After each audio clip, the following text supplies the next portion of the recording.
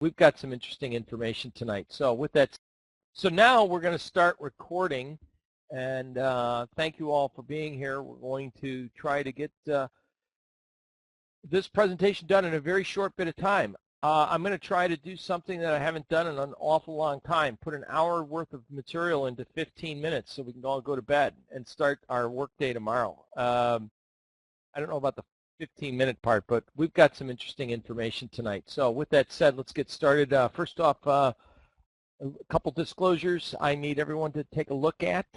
Trading is risky. This is educational content. And of course, we would appreciate it if people wouldn't take this and read that, and we can move forward. Great. So most of you know who I am. A bit of history. We were just, it's funny, I started on the floor in the CME group, or the CME Commodity Chicago Mercantile Exchange in 1977, and I was just there in Chicago last week. I gave a presentation, and while I was at the CME, I was sitting here, I was reminiscing because I said I was giving a lesson, and a couple of the guys from the CME group were attending the presentation, and I was giving a complete history lesson almost. Many of you have seen me in person at a seminar, and there's this like bronze gilded background. Actually, that is the elevator doors from the original Mercantile Exchange. I was talking about how the Mercantile Exchange, the members club, was across the hall from us. Now it's a programming department. It was just interesting to just all the flashbacks that I had. Anyway, we've written a few books out there. Most of you guys know, have read at least Candlestick and Pivot Point Trading Triggers, and of course, Mastering the Stock Market has had a lot of really great compliments and good success as it. When that first came out, we were very bullish. The stock market, that was released December, believe it or not, December of 2012. Even in the forward, I had a good old longtime friend, Jake Bernstein, wrote the forward in that book for me, and Jake's was probably one of the first pioneers in seasonal analysis, and Jake kind of concurred his analysis of being bullish in the equity markets. And now here we are in the middle of we're just past the midpoint of 2014, and so the question begs, are we still as bullish now as we were then? And we've got some interesting analysis to provide with you guys tonight. We've developed several indicators. Many of you use them on various platforms, Thinkorswim, TD Ameritrade's TOS platform with the PPS and Person's Pivots. TradeStation users, you guys have my indicators there, and Genesis, of course, Trade Navigator, which helped do a lot of our back testing and programming, which was released and revealed in that Candlesticks Pivot Point Trading Triggers book. So I've been around a long time, and Stock Traders Almanac, many of you might not know this, but this year's issue of the Stock Traders Almanac they dedicated to me, which I thought was, to be honest with you, it's really a great honor to be a part of one of the oldest and most respected financial publications, and to have that issue dedicated to me for the field and the work in technical analysis that we've provided. So with that said, let's just jump right into it. Preparing for September, which, by the way, is Tuesday. Quite frankly, if you think about it, I mean, we've got the Labor Day weekend. This is the last day of the month, and we get into September, which is the last day, of course, of the last month of the quarter. September's what most people think is a rough and rocky road, and I'm going to go and take a look at a few things. Typically, interesting, we see the gold market and the euro, when they tend to have downturns in August, have strong months in September. So the gold and the euro currency, which the euro, of course, has had a bit of a decline over the last 2 months. Gold and the euro tend, and that would make sense, if the dollar rallies, then of course dollar-denominated products, if the dollar rallies, dollar-denominated products like crude and gold will go down. If the dollar goes down, then those products kind of have that inverse relationship. But we want to watch out for tendencies for the gold and the euro market to rally through month's end. That's month of September's end, not August. So I'm preparing you guys for September, what to look for and what technical tools that we can get kind of put together so that we can make better trading decisions. Bond prices tend to rise in September, and I thought I'd just provide you with some basic statistics. Boy, that was a tough one for me to sputter out. Bond prices tend to rise in September with, since 1978, we've had 20 up years, or in the last 35 years, we've had 20 up Septembers closed higher than August close versus 15 Septembers that have closed lower. So there's a bias for bond prices to rise, but not all Septembers do we see bond prices rise. But I think it's the statistical relevance to say, what does it normally have a tendency of doing? The Dow Jones Industrial Average has declined 10 of the last 16 midterm election years in September. So when we're in a midterm election time period and September, the Dow Jones Industrial Average, blue chip, high yield, dividend stocks have a tendency to have declined more than they rally. Now that's an interesting concept between the two bullet points. Bond prices have a tendency of going up more than down, and Dow has a tendency of going down more than up. So that might be that inverse relationship. Stocks go what? Up. Bond prices go down. Stocks go down. Bonds go up. But doesn't happen all the time.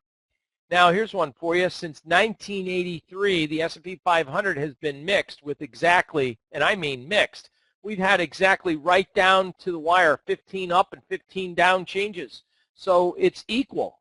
And the NASDAQ 100 has the reputation to decline in September. We're going to focus in a little bit on the NASDAQ tonight, by the way, because as I gave a presentation in Chicago, I asked the question, how many people they relate to the NASDAQ 100 as being a technology-laden index. And the funny thing is, many people did not realize that there's a lot of biotechnology names in there. There's a lot of retail stores in there.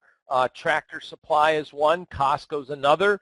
Look at Starbucks is contained in the NASDAQ 100. So it is more of a diversified index, more so weighted than just, as most people feel, is technology. So it's important to say to yourself, well, what's in the index in of itself?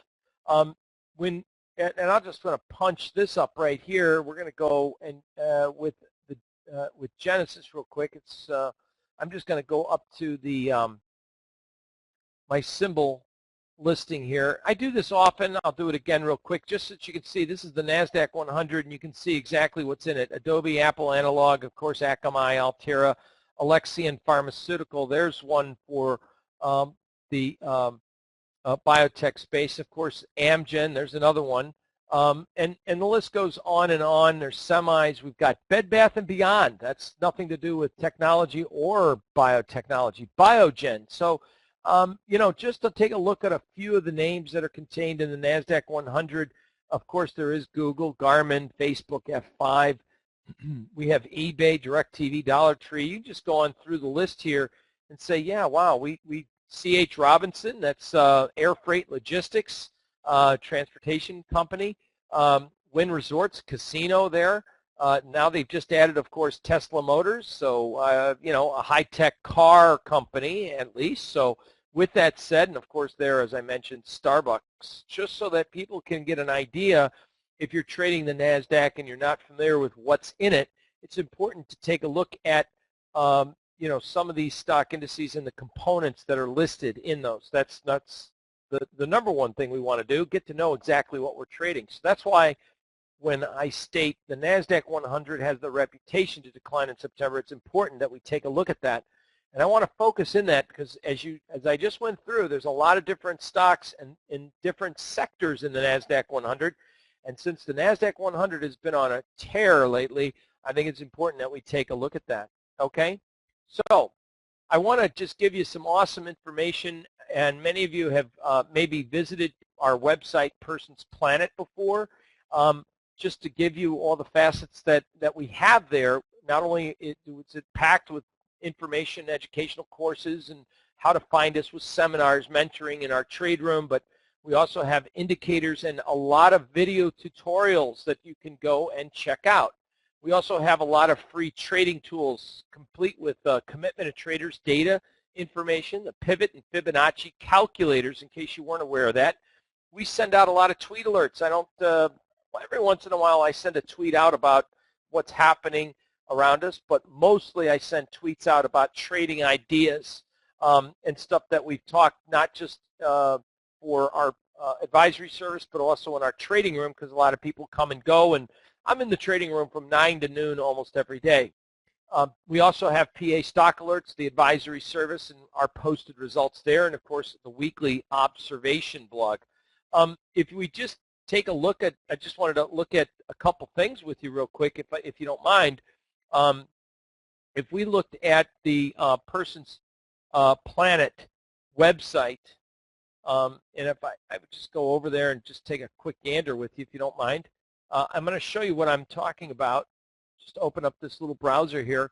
So the blog, if you just go up to personsplanet.com, go over here to blog, and you click on blog, you can see our weekly thoughts. And you know, we talk about a lot of stocks and areas. I think we send this out every week, and if you can go back and look under all the blogs that we have put out, including at the beginning of August, and I'm just going to click here real quick. You can go read these yourselves. You know, talking about certain areas, looking at, of course, what sectors is looking for. As for sectors I'll be focusing in on is low-risk names in retail apparel space, like we even put it out, American Eagle Outfitters, which is only up about 35% this last few weeks. Gap, of course, GPS. And we've put out what August, what seasonal trades are, or what the trends are, strong or weak, potential day and swing trades we're looking for. Many people have had a hard time understanding what last conditional, that stands for, last conditional change. And of course, we talk about bullish stocks and we talk about bearish stocks. So these are for very short term. And when we put out a day or a swing trade, E stands for earnings, and then the date it was going to come out, and of course Urban Outfitters, and boy that was wasn't that one a nice area. We also for the week put out so that everyone can see the reports that are coming out for the week, and of course earnings. And just as a reminder, B, when you see Monday, B would stand for before the open, and then A would stand for after the market closes. So that's part of what's on the blog. We tweet that out, and we also send that by email. So if you are getting them, or maybe check your spam boxes if you're not getting them, we send it out as a courtesy, just as you see it right there. When I said tools, Commitment of Traders Report, it's just one click and you can get the Commitment of Traders Report. Now, do you remember when I told you that we're going to focus in on a little bit on the NASDAQ tonight? So I want to go over to and show you something that I thought was really, really interesting. As a trader and a follower of the Commitment of Traders Report since about 1980, when George Lane, when I first started to work with George, in case you don't know who George is, he created or is credited for creating stochastics. We were looking at the Commitment of Traders Report, you know, to get a gauge of whose hands the market was in control of. So let's take a look real quick together and look at the Commitment of Traders Report. I'm going to scroll on down here till I find the NASDAQ and the NASDAQ 100. And this is what I want to share with you, which is, I think, very interesting. So when I look at the commodity products, there's three things in the Commitment of Traders Report that is the classifications. Non-commercials are considered hedge funds or professional traders, professional speculators. Commercials, they're either in the market to hedge. They're either end users or producers. So a commercial is someone that is looking to hedge their cash position, or someone who's going to make or take delivery of a product. So the balance is considered to be the small speculator. Now, small speculators typically are not trading the NASDAQ 100 as a group. In fact, look at the open interest. The open interest in the big NASDAQ 100 contract, only 77,000. Now let's look underneath it. Underneath is the NASDAQ 100, the mini. That's what most of the retail public would trade, as well. There's more open interest. There's more contracts. And look at that. There is 385,000 contracts. But here's what's really, really, really interesting. When we take a look at this, we note that, yep, The speculators, the professional traders, are long the big contract. The commercials are short the big contract. The speculators are actually net long the big contract. But I want you to focus this, percent of open interest for each category. Small speculators are long. My magic number that I look for is about 12%. And they're long 11.1% of the total open interest. And the open interest on the big contract, once again, 77,160 contracts. Now let's go down and focus on the mini contract, which has 385,799 open contracts, long or short. You'll note that hedge funds are long significantly more than they're short, 87 versus 39,000. The commercials are short. Of course, the hedge funds are long. The commercials are short, and the small speculators are also net long. But look at the number they're net long as a percentage. Exactly 11.1. That, my friends, is pretty bizarre. So it does show that as every week goes by, the small speculator is bin long, and they're getting near not just in the big contract of 11.1, but also the little contract of 11.1 of the overall open interest. Since I'm here, I might as well just share with you, what about the E-mini S&Ps? And the E-mini S&Ps is well beyond that magic number of 12. It's at 13.7. They are net long. The E-mini, the E-mini S&Ps is 11.2, almost that 12% number. The small speculator is long, and you can see clearly the open interest of 3,594,000. So there is open interest that's on average about where it should be. We've seen a peak of 4 million plus, but right now you can see that the speculators, the small speculators, are firmly entrenched in a long position, almost nearing that 12%. Now keep in mind, this is as of the close of August 19th. The market has gone even higher since the 19th. So this Friday, we get new numbers to say what is the current holdings of these three categories.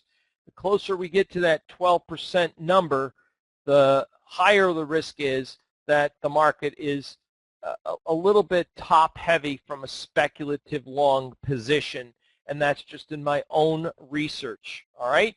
But I wanted to focus in on this NASDAQ because it's kind of interesting. Not a lot of small speculators really play the big contract, but I thought from a contrarian standpoint, to be both long 11.1, that is a pretty interesting figure. It's getting close to that boats overloaded to one side and boats overloaded to one side based on small speculators. So we definitely have a warning signal firing off here on the commitment of traders data.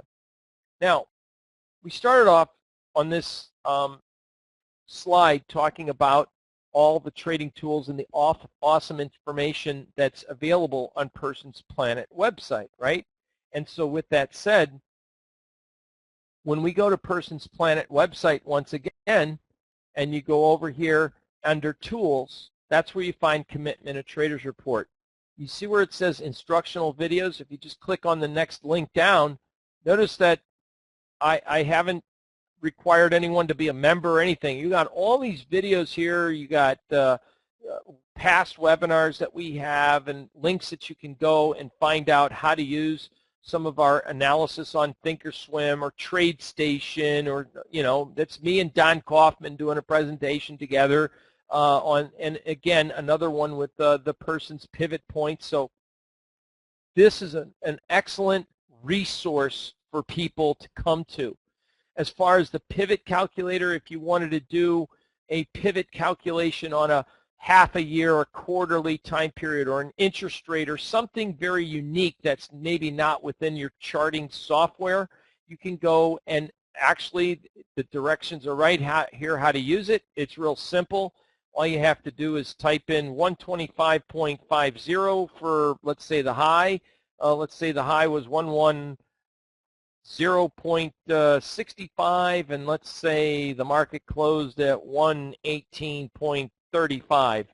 You type in your numbers, you hit submit, and in this calculator, we actually do include R3, R2, R1, the pivot point S1, S2, S3. So it is a nice, and just hit reset, and you can reset what you're looking at. As a matter of fact, under tools, if you go down here to Fibonacci calculator, not only did we supply this, which most software packages do have a retracement value, but not a lot of them have extension calculations. So if you have a market high of, let's say, 2,000, and let's say the S&Ps, if they do hit 2007, or let's say the S&Ps hit 2014 is a pivot number, and we do it in the year of 2014, wouldn't that be funny, right? But anyway, let's say we have a low of 1980, for example. Calculate the corrections, right? So there's your 50% correction of those two values. Now, what about if I want to extend? If we had a high, a low, and a retracement level, and the market retraced to like 1998, what would be an extension? Well, 100% extension of these two values would be 2032, a 127, a 168, 2%, and 2618. There is your extensions on how to use the Fibonacci calculator. All that is available, like I said, awesome information on Person's Planet. And, of course, tweet alerts. How do we find out those tweet alerts? If you've never been to the website before, you'll have fun doing it. This is we're going to get into more details about what's going on with the NASDAQ, but I just wanted to share with you, when I tell you we send out tweet alerts, we actually send out tweets and pretty neat stuff too, okay? So there's my friend Rob and their brand new baby and his wife Sarah, by the way. And also we have, we put out specific trades in Priceline and CMG on some credit call spreads, and we actually do all kinds of really neat things here about specific trades. So anyway, so there it is, CMG price top candidate credit call spreads. That was back on August 15th, and anyway, you can go fish through the website, and it's all there at Person's Planet. And I think we did a pretty sharp, fast navigation of what's there for you. All right, so let's get back to really good information here about what do we see for notable sector weakness in the month of September. Typically, we see the utility sector kind of fades in mid-month. Now, the funny thing about the XLU utility, it's been kind of, believe it or not, for a utility space, which is supposed to be very safe and not as volatile. It has a low beta to the overall market. It's actually been moving pretty wildly in the last few months. And I'm talking almost a 10% swing. There's been some pretty wild swings there, folks.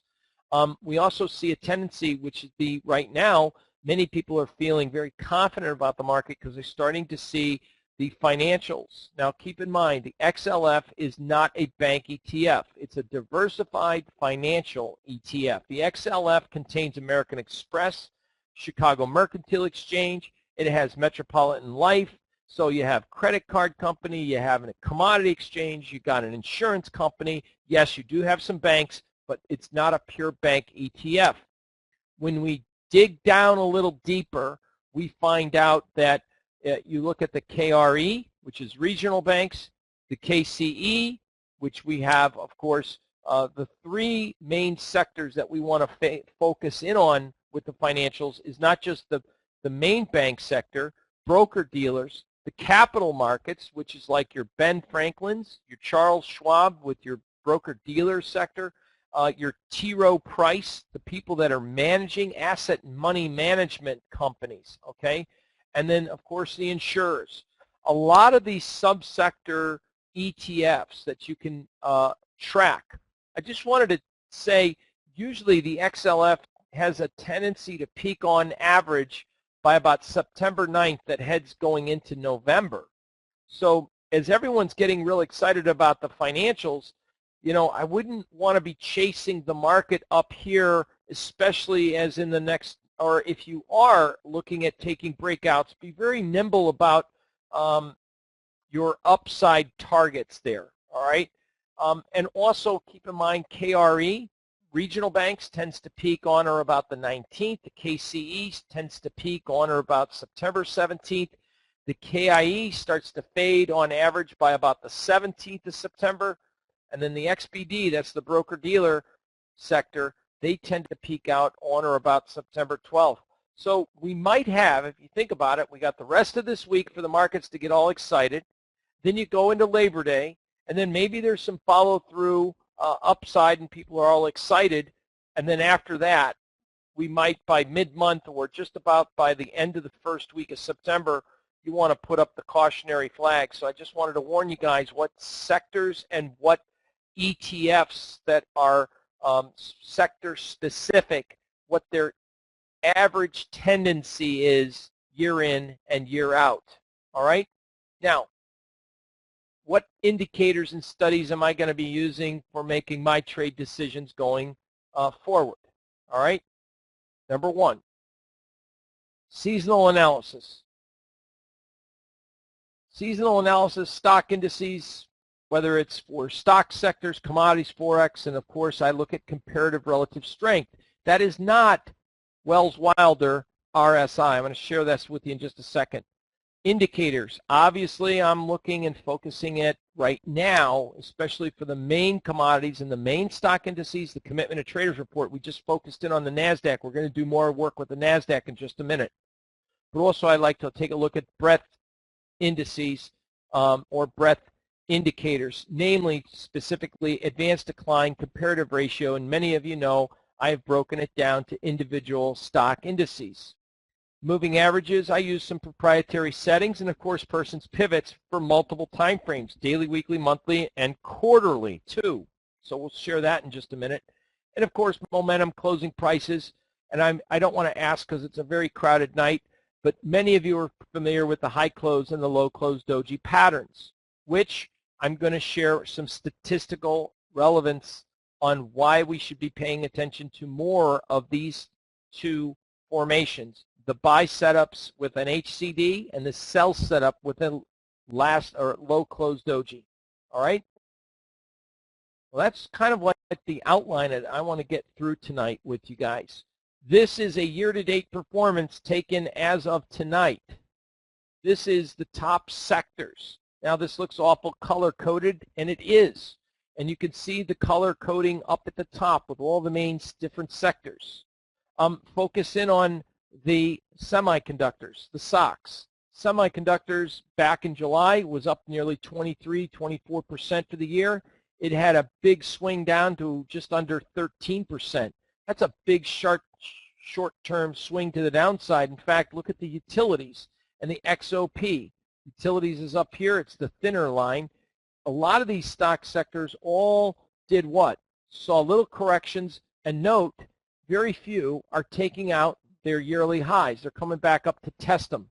So if we're entering a seasonally weak period of time for some of these sectors, especially as we head in the next 2 weeks, we want to be able to determine in order to figure out, are they going to go down? And if they are going to go down, have they really gone up? So you can't really expect a reaction out of something that hasn't really had an action. Okay? In other words, if we haven't really seen a huge move to the upside, maybe we're not going to be looking for a huge move to the downside, maybe just a stall. Now, why is that important analysis? Because that might help me to determine if I'm an option trader, whether or not I want to be in a specific strategy or not. Maybe I don't want to be as directional. Maybe we're just going to see a pause in the market. So perhaps if, for example, the semis, and we start to see a pause in the semiconductors, and we start to see signs that this sector is peaking out, then perhaps if it can't make newer highs over the next couple weeks and we see that sector start to weaken as well, guess what? Maybe we should be looking at some shorting opportunities there. Now, there's a lot of names that are in the NASDAQ 100 that are semis. First off, you've got Intel. Let's just name one there, and we can go forward. But when we take a look at a performance chart like this, we can actually see how is everything doing. You know, it's a funny thing because some people think that the retail with Urban Outfitters and Aneco or Abercrombie and Fitch and American Eagle Outfitter, all these retail apparel stores, and Home Depot. Don't forget Home Depot, that big push that we had with Home Depot. The XRT, folks, it's only up 2%, 2.27 on the year. So the XRT, and if you look at the XLY on the year now, the sector, the XLY, consumer discretionary, is just up over a little more than 4% year to date. That's that fuchsia, that pink line right here. So it's kind of been struggling. The regional banks, the KRE is the regional banks, and the KB is the capital banks. If you take a look at those, they're still negative on the year. So the financials, wait a minute, the financials look so good. How come the bank stocks are still negative on the year? See, I'm a little concerned there, because if they're negative on the year and they're about ready to enter in a seasonally weak period of time, perhaps things aren't as great as they appear to be. So we need to kind of look at the performances of those two segments of the market, the KRE and the KBE, and they're in green. That's why I've got them here together, all right? So here's a funny thing. This is a couple days old, and I'm going to go over and show you the real live stuff. This is the real live stuff. This is basically, this chart, what you're looking at is the S&P 500, the Qs, the NASDAQ 100. We're going to focus on that a little more in just a minute. We also have the diamonds, the Dow Jones Industrial Average over here. We have the Russell over here at the bottom left corner, right here. We have the NASDAQ Composite right here.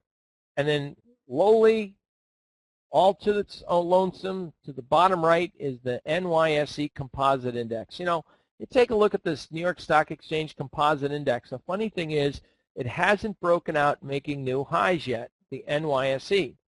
Now, when we take a look what this little red line is here, what this red line represents is real simple. It is the advanced decline comparative ratio line.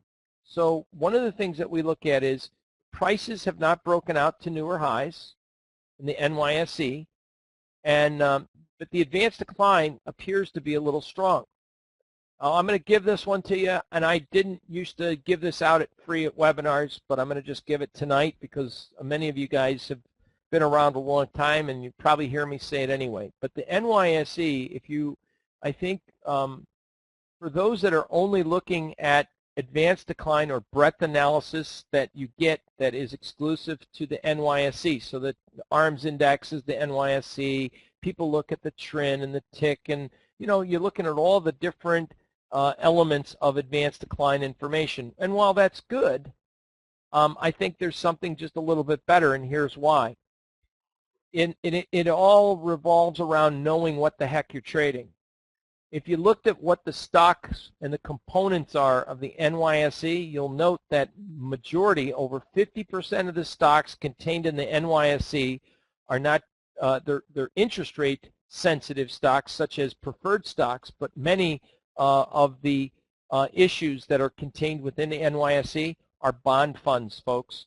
And if stocks and bonds are both moving up, then this is going to give you possibly a false sense of market breadth, all right, just looking at the NYSE. So what you want to do if you're looking at the NYSE and you see the breadth looking very strong, and ask yourself, are bond prices going up too? And if the answer is yes, then you probably could say, well, if bond prices are going up, bond funds are doing well, and that's part of what's weighing on that advanced decline. Hopefully that made sense to traders.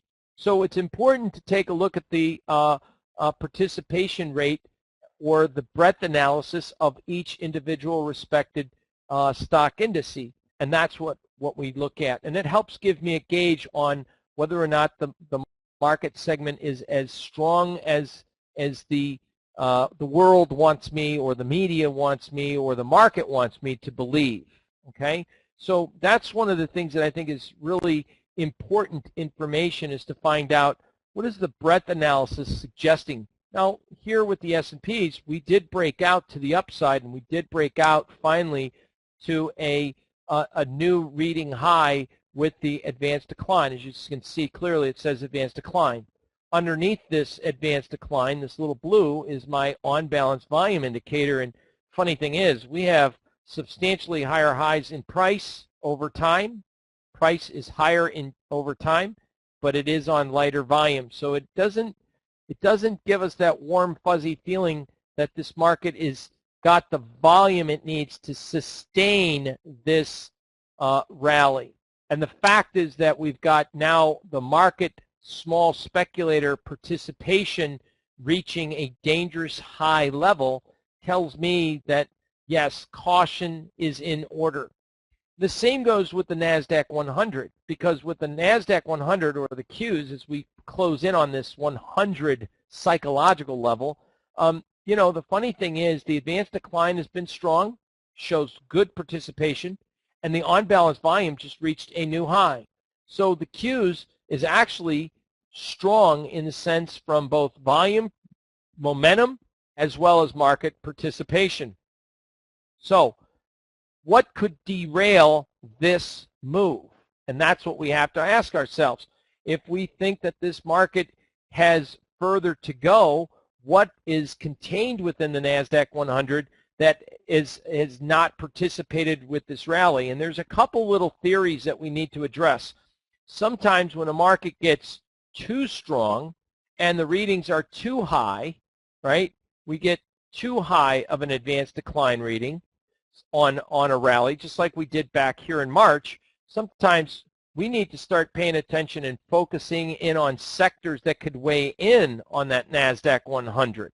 Because when we get readings of the advanced decline that might be too high, as we did in March, it's kind of like the consensus theory that if everyone's long and all the stocks are up, then what's left and who's left to be a buyer in the market?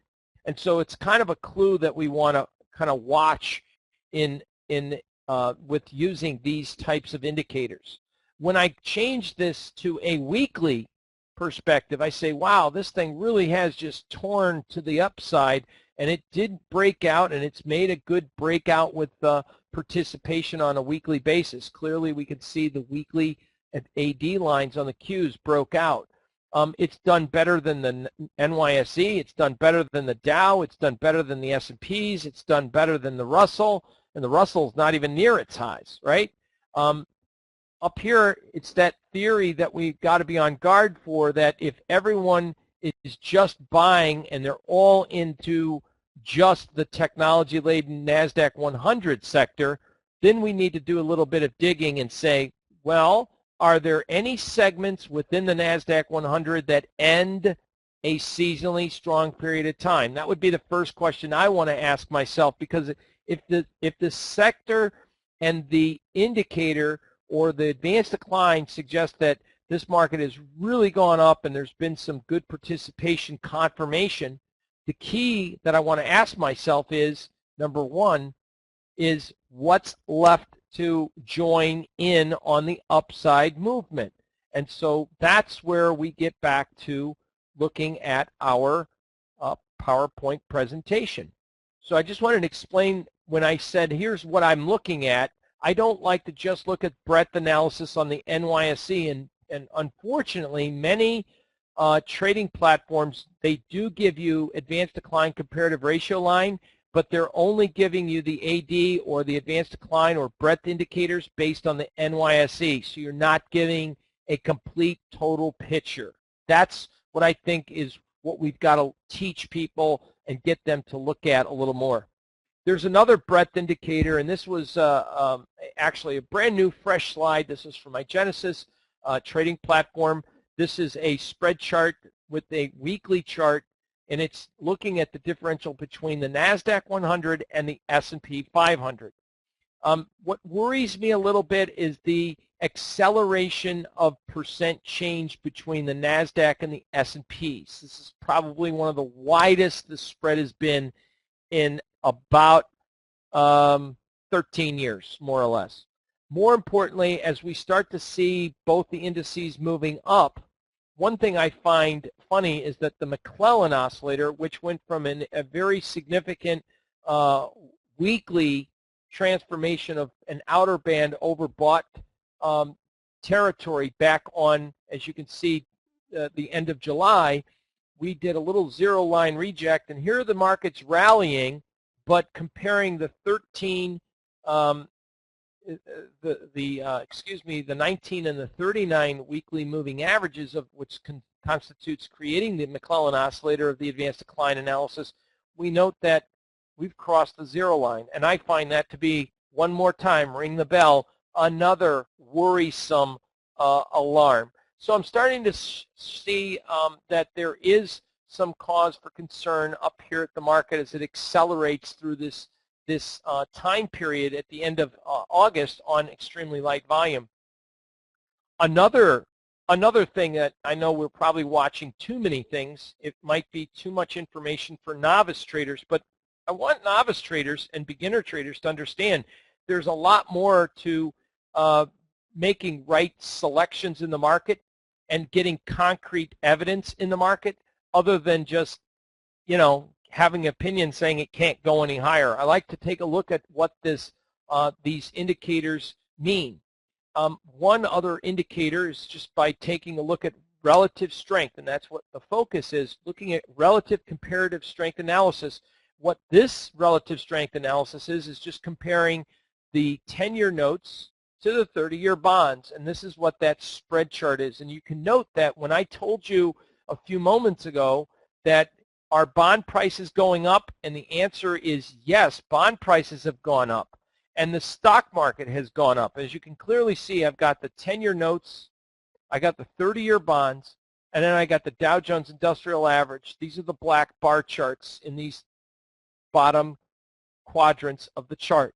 You can clearly see that we have a higher trend in the Dow, a higher trend in the bond prices, and a higher trend occurring since the beginning of July. You can see all three moving up in concert, in tandem.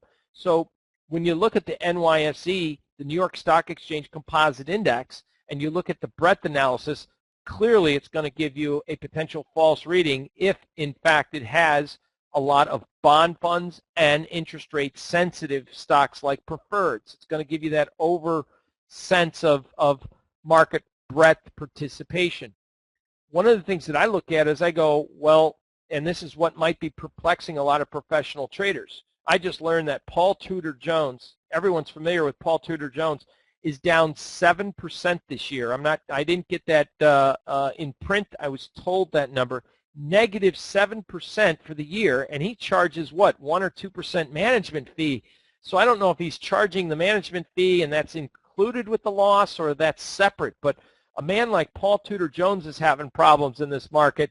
You know, it's a rough environment. So with that said, look at the bond, this knob spread. It's gone from you know, in December 2013 from about 5 to we're almost at 14.5, and this was taken as of this afternoon. So with that said, we're almost pressing near this 15 and 17 handle where we were back in 2012. So to me, that's kind of a, why are the bonds still holding up? I mean, obviously, if Europe's got problems and they're coming here to buy bonds, but we're the only country without problems. And then I got to say to myself, well, a lot of our stocks are multi-conglomerate international companies, corporations that do business in Europe. So if Europe's slowing down, then won't our profit margins for some of these U.S. companies slow down too? So these are the things that we need to kind of address. If everything's looking good, you can't have all asset classes moving up at the same time. Something has got to give. So let's get to our seasonal analysis and let's take a look, see at what we've got to look forward to in the month of September. And I think you're going to find this incredibly powerful and some solid information. First off, the NASDAQ 100. We can clearly see, and I wanted to just focus in on what we typically do in the month of August. Typically, the NASDAQ has a run for the roses, we call it, moves up in August, and then has a tendency to peak out.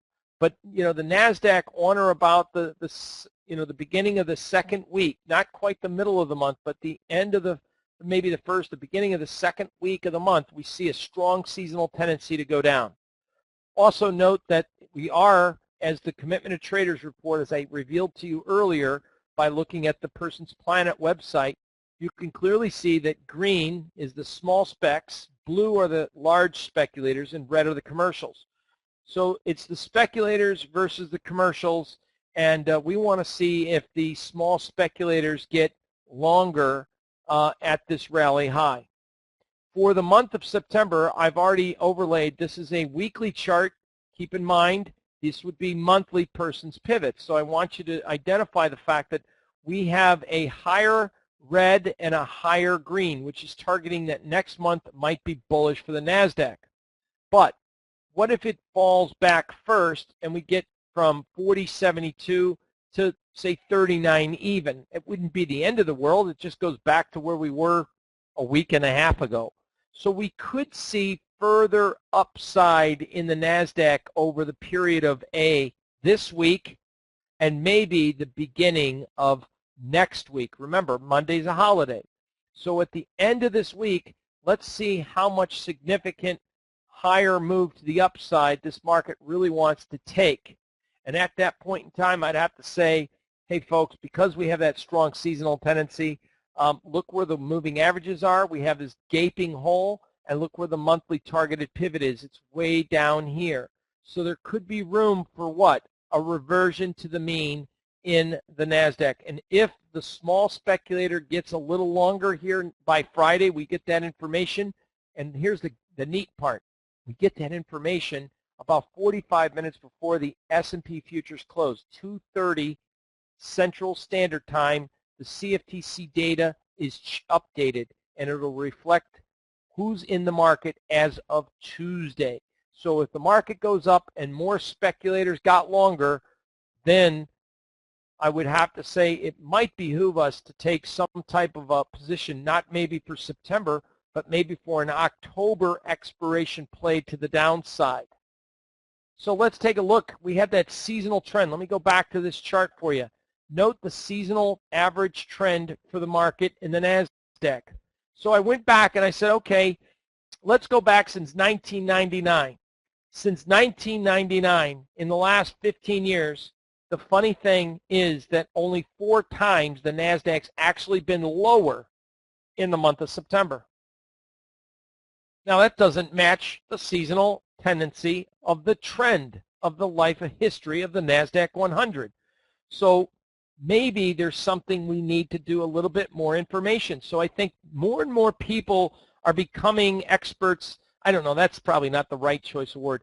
More and more people are learning about seasonality, and I think the problem is they need to find out is they got to do a little bit more fine-tuning with their seasonality.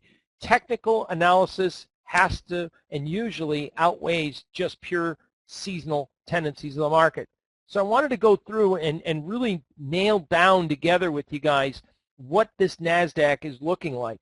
I mean, obviously, as you can barely see it, I had to squinch this all in, but I lined it up so that you can see the actual months. Green, if you can see that highlighted green right here, that means the market actually went down in September. And of course, as everyone knows, in 2000, September was a bad month.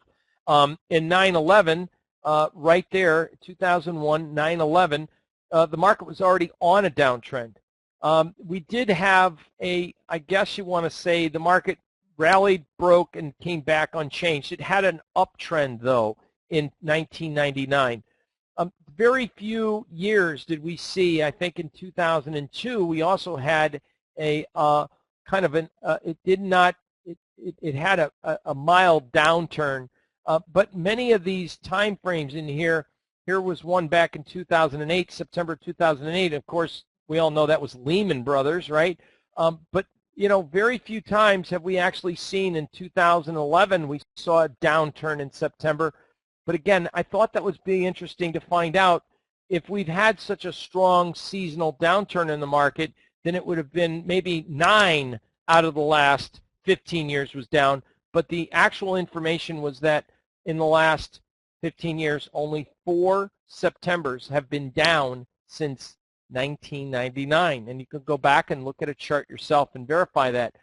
Now I wanted to say, okay, but what effects, since over time perhaps we've seen a change in the lineup? Now think of this. Why would we see a difference in the NASDAQ and a difference in the months declining? So perhaps maybe we've seen a change in stocks, because back in 1999, you and I know that Tesla wasn't there, right? You know, Google didn't even come to becoming an IPO until, what was it, 2004? I could be wrong there. It's 9:51 p.m. Eastern, so I might have forgotten, but I think that's about what it is. The point being is a lot of stocks have been delisted, changed, and the components have been changed in the NASDAQ 100 over the last decade.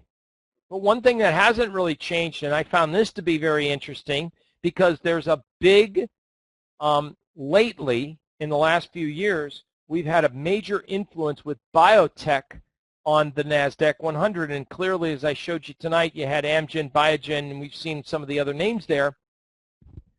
And I went back and I said, well, maybe we should look at the biotech and look at the weight, because after all, back in March when the NASDAQ 100 puked, it fell.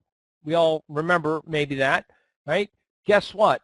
It was because of the weight of the biotech sector that fell. And so with that said, I went back and I thought it would be kind of neat to say, well, what is the IBB, the NASDAQ Biotechnology? What is its history in the month of September? And voila.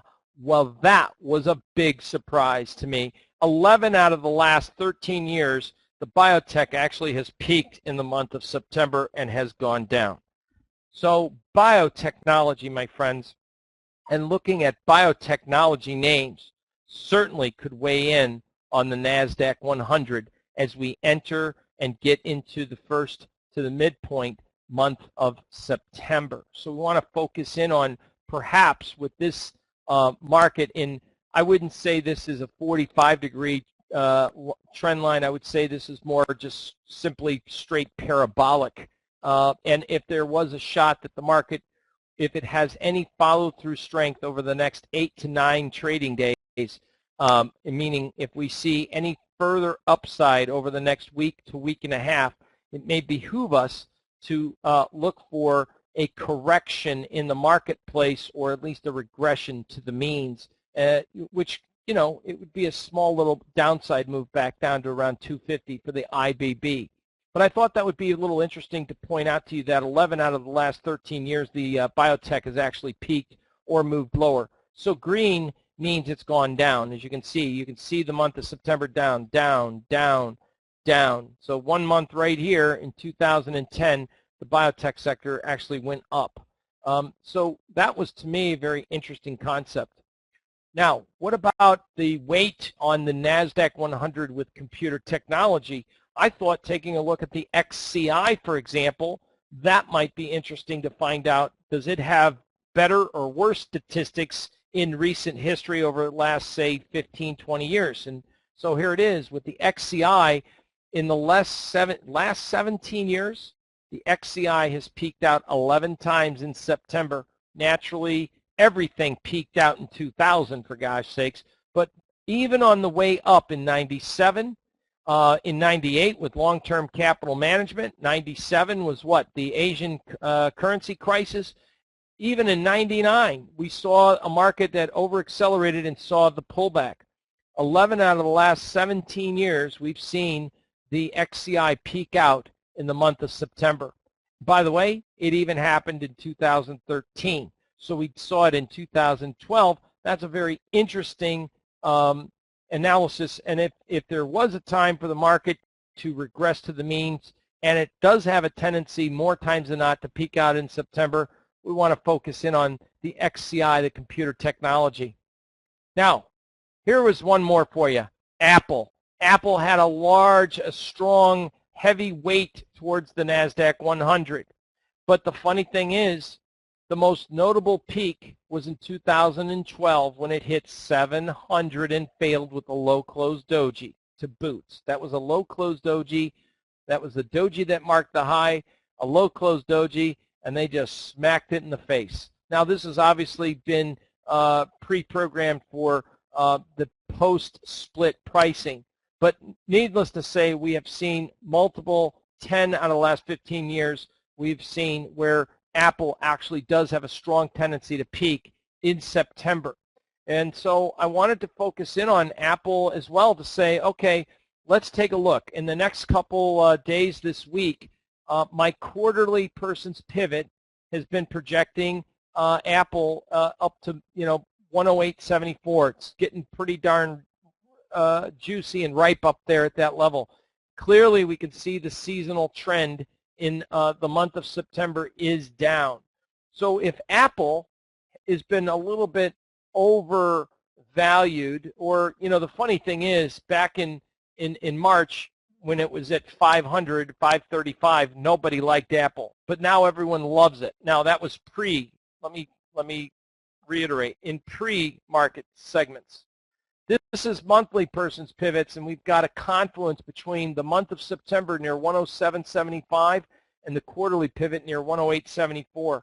So I'll be looking for any further strength up there in the next week or so. If we do get a blow off to the upside, I'll also be looking for breakdowns underneath last week's low. If we close underneath last week's low, then we've probably got a little bit more downside and come back into testing the 90 to the 85 handle, especially as we're in a seasonally weak period of time. Once again, any further strength, I think you've got to go with the seasonal tendency and the statistical relevance of how many times it's peaked out in September, and the fact that now we've got to take a look at where the market has come from. If the market's going to have a reaction, it had to have an action, and this stock certainly has had an action. So what I'm going to say is tonight, I wanted to introduce you to a few things that are happening in the month of September. I also wanted to alert you to an incredible educational event that's occurring here in Florida. We're doing a 2-day seminar. It's going to be Sunday and Monday, October 12th and 13th. We're going to cover comparative relative strength, cycle analysis, market internals, option strategies, when using implied versus historic volatility, and how to judge volume and open interest patterns. We're going to, of course, go through person's pivots and some Fibonacci analysis as well, and when to trust specific chart patterns. I'm going to go through some of our more proprietary setups, our entries on breakouts and breakdowns, as well as exit strategies. And we're going to go through specialized leveraged and inverse ETFs that correspond with specific stock indices, such as the Dow and the NASDAQ 100, Russell 2000, and of course we have the bearish ones like DOG, QUID, and TZA. We want to teach you some of these ETFs that will help magnify your returns, and we've been doing this for a number of years. Many of you know that. This is not something that's new to us. I also have some very incredible perks. Remember I told you earlier about high close and low close doji? If you're a TradeStation user, we're going to let you in on the ELD file for our indicator, the high close and low close doji file. Also, if you're a TradeStation user, they're going to give you a commission rebate so that you can get a refund. In addition, we've never released this before. It was a 3-day seminar. It was professionally filmed. It's a special DVD, and all attendees are going to receive that special DVD. After this seminar, it will be available, and it will be available for $18.95. Let me share with you about this high close doji, low close doji indicator real quick. This is the daily S&Ps. One of the things that we're working on is the profit objective. Now, as you can see here, back in late July, we had a low close doji. That's what it says, LCD, short one. It got you triggered in on a short position right here, and it covered a little too early because the profit objective, we need to add a little scaling and trailing feature. It also picked up the high close doji, as you can see clearly right here. Looking at just from a simple strategy performance report, not the greatest in the world because, again, we got to work on that profitability, but it's about 58% accurate, which is dynamic in this type of market environment. Still a very profitable trading system, net profit, profitable. So what it is would it be more profitable had we been scaling and placing a trailing stop? at the very least, it alerts us to the high close and the low close dojis. When you look at the, for example, crude oil, on crude oil, it's dynamic for crude oil. Crude oil market, just to give you a quick look-see on a strategy performance there for crude oil, and we'll pop that up there. Again, I want you to focus in on the, again, the percent of profitability, 64%. So it is a profitable trading system we got to work on getting as far as alerting to the exact profitability. It's a very nice system. And even gold. And gold works it works very well for that market as well. And again, gold's a little too crazy, about 73% profitable.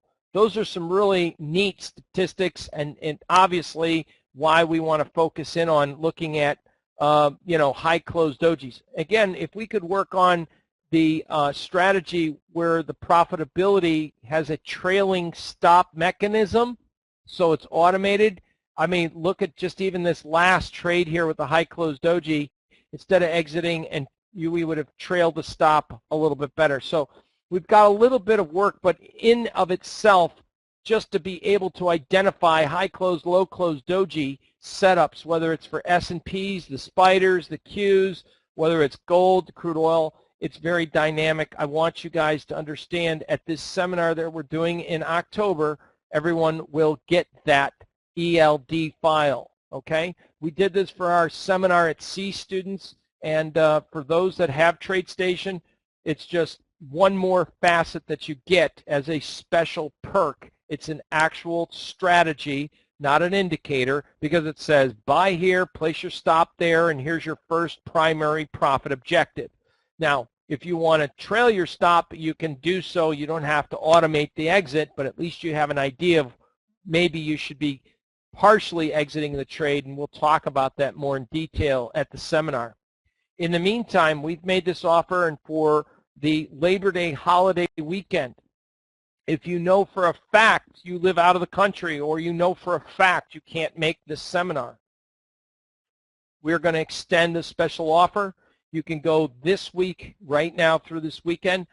You can snatch up any one of these special courses for their discounted pricing, and it goes through all especially the advanced trading course and the stock simplifying course. The options course is fantastic.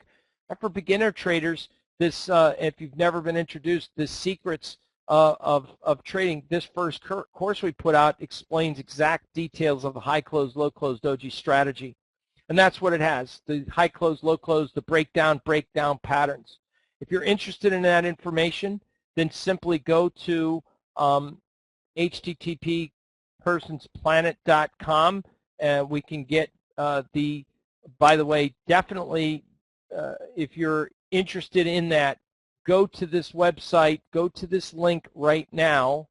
And I'll push this into the room. If you're interested, I'm going to push this into the room right there and hit send. Click on that link right there. I'll do it again as a major announcement for everybody. Click on that link if you're interested in one of these courses at these special prices, because if you go to the regular website, you will find out that it is not, those are not the prices. You will find out if you go to store and go to courses, you will find out that the advanced trading course is $489. So literally, I'm telling you, if you're interested, you want to go to the special link and not the link on the website. You want to go to this link right there and snatch up those courses right there. All right? And that is what I've put into the trading room. Okay? Next, if you want more information on the actual seminar that's being hosted right here in Florida, what do you get for that? How much does it cost? Where is it? It's in Singer Island. It's a fabulous presentation. This two-day seminar with the DVD courses, the extra course that we've never released before, as well as we're going to have Dr. Jeffrey Scott. He's going to be presenting as well.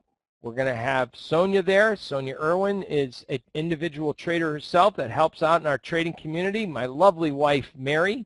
And you can learn all about this. The seminar with hotel and bonus companion registration for 2 is only $18.99. That includes the hotel room. If you want to stay somewhere else or you know someone in Palm Beach County, then you just want to attend the seminar without a hotel, it's $950. And you can put on a payment plan. If you're interested in this and you want to find out more information about that, let me post that link to the room, and we'll put there. Okay? So with that said, those are the 2 specials. 1A, the seminar that's happening down here in Florida. If you want, everything is included. Breakfast and lunch is included. Right here at the Singer Island Marriott. It is a lovely facility, trust me, right on the beach. So those are the 2 links. If you're interested in our courses, then you can click on these that link that I've posted in there.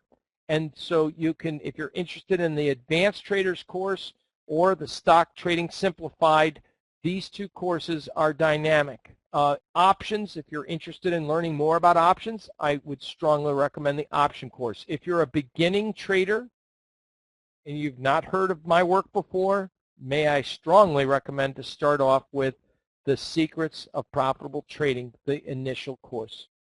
I hope you enjoyed tonight's presentation. That does conclude what we have.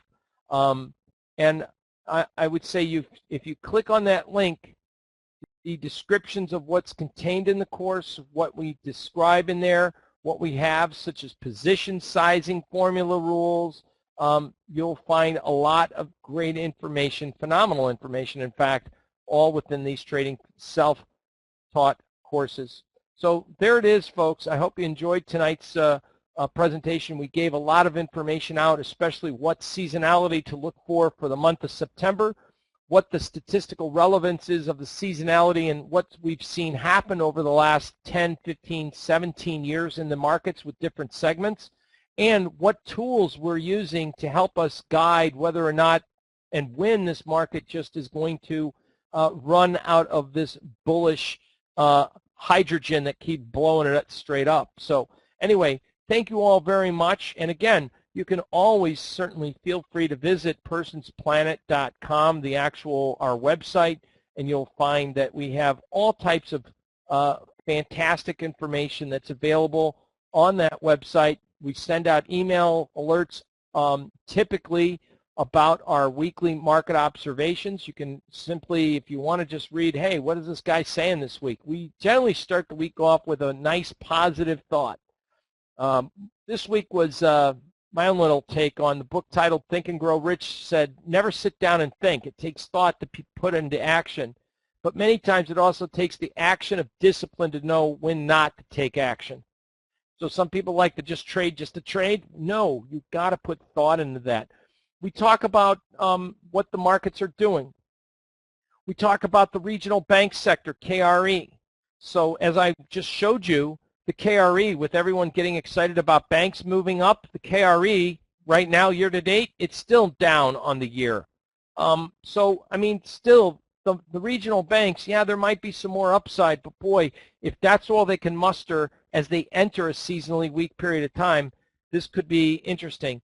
The XCI, the technology index, they're buying technology, but they're not buying banks. What if we got a rotation out of technology and into banks in October? That could be interesting. Anyway, so this is kind of what we talk about, and this is, of course, what we were talking about as far as gold and silver, and we're at Person's Pivot Support at silver. Some ideas there, support levels to watch, one, for example, in the pound. And anyway, you guys can read through that yourself, and all the earnings that's coming out for the week, and all the, of course, wonderful events that are happening that are upcoming. So I find it, for those that, quick read, it's a great reference. It's put out every week, and we provide that to our traders and our communities, and it's something that you might find useful, very handy. It's got everything all at once, and there's something there for everyone. Everyone have a great evening. Thanks a lot. We will see you guys in on the next time we cross paths, of course, and I wish everyone a great end of August, and of course, enjoy this 3-day holiday weekend, and I look forward, if you guys are coming down to Florida, if you weren't familiar with this seminar, I'm telling you, this is going to be a very interesting seminar, one of the best ones that we've ever had, because it's not just me teaching, it's also another trader who's trading, and for those that are interested in stocks, but we come up with a lot of perks, especially you TradeStation users, because TradeStation is willing to give you a commission rebate for your entire education, and you'll walk away with the person's high close, low close doji strategy. Everyone, thank you all very much. You guys have a great evening. Thank you.